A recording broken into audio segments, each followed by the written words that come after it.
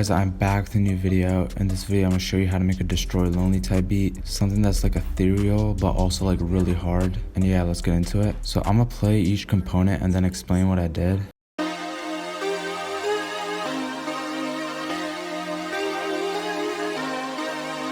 So this is obviously the chord progression, and this is like the main core element of your melody, so you don't really want to mess this up. I get like a lot of questions on like whether you should learn music theory. I don't think you have to. All I do is go over here, go into helpers, scale highlighting, and then I choose a random scale, usually in like the minor, natural, Aeolian. And then I just make my chord progression by playing each note in the white lines, and usually that sounds good. So I never really learned music theory or anything, so that makes it easier. But this is just pretty much a 2-bar loop. Like, it's literally the same thing repeated over. And as you can see from what I highlighted, like, it's just 2 triads repeating. And then these 3 notes right here are just like top lines to like make it more interesting. And another thing you might notice is that I have notes playing in like 3 different like octaves. So this one's like the 5th octave, this one's in the 4th, and this one's in the 3rd. And that's one thing I recommend to make your sound like wider. So like if your chords sound like really tinny or just really boring, like maybe like just spreading them out would make them sound a lot more interesting. So yeah, that's pretty much the chord progression. This is my bass right here.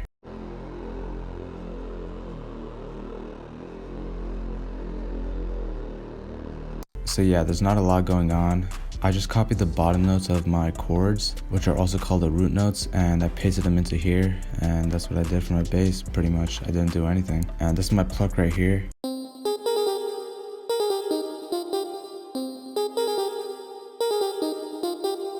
So this is like the first like melodic component that comes in and then leaves, you know, something that like changes up the beat. I don't really have anything to say here except for I pretty much just chose a pluck and then just like clicked it in. Like, this is where like the music theory or like the scale highlighting would come in. So like if you know music theory, like you would know which notes work best. But if you don't, you can just do what I did and just, you know, choose scale highlighting. Now you have all the notes that would like sound go with each other all highlighted for you. So now you can just like click through those and like figure out a pattern. And this is the final piece of the melody.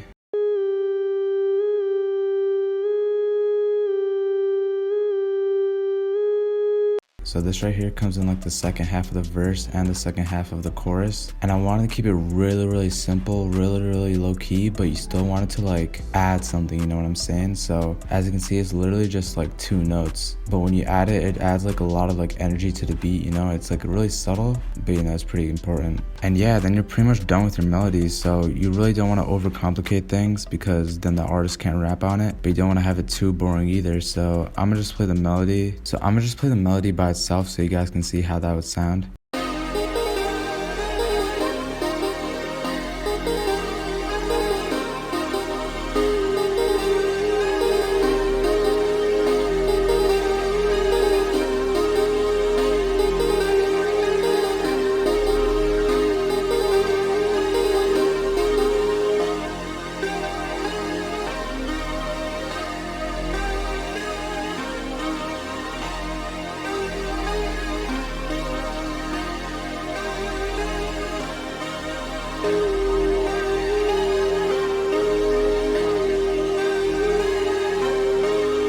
So yeah, now that we're done with the melody, let's get into the drums.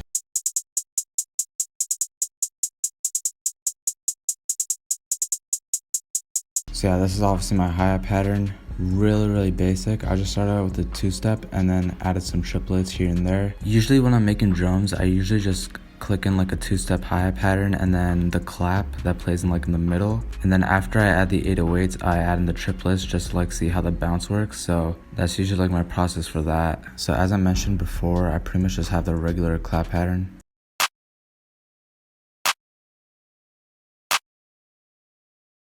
Then I got this open hat right here.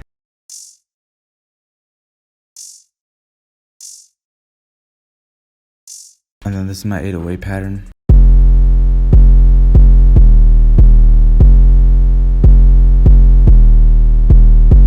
So a lot of like the arguments that producers have is like 808s being in key and not being in key. For this video, I made sure to keep the 808s in key. And what that means is pretty much just following like the bottom notes of your chord progression. So if you compare this to like the bottom notes of the chords or like the bass notes, you'll see that they're exactly the same. And then as for the pattern, I pretty much just went with whatever sounded good, and it's pretty much the exact same thing for 2 bars, except right here you can see there's a little bit of a change. This note plays for a little longer than this one.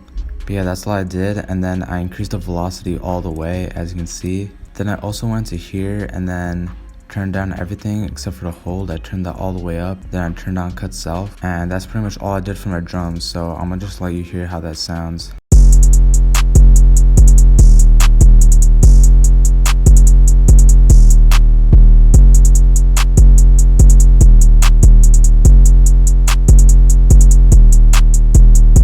So yeah, really simple. I really don't have any 808 rolls or like snare rolls or anything. Some crazy alien hi-hats like super trap. You know, just keep it really basic but pretty bouncy. And then yeah, all I did was really mix it. And then for my mixing, a lot of people have like questions about this. I pretty much just do everything here, like whatever sounds good. And then my master channel, I have a soft clipper. This is the EQ I have in my chords and lead.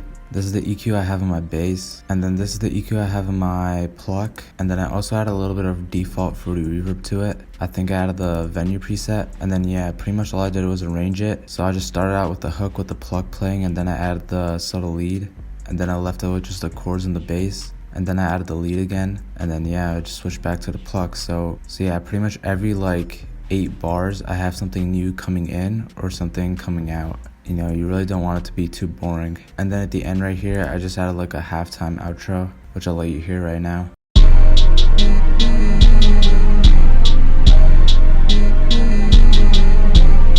So yeah, that's pretty much the whole beat done. So let me know if you guys have any questions in the comments down below. I'll try to answer as many as I can. And yeah, if you enjoyed, please make sure to leave a like and sub, and also turn on notifications. And then also follow me on Instagram. All links will be down below. And yeah, here's the full beat.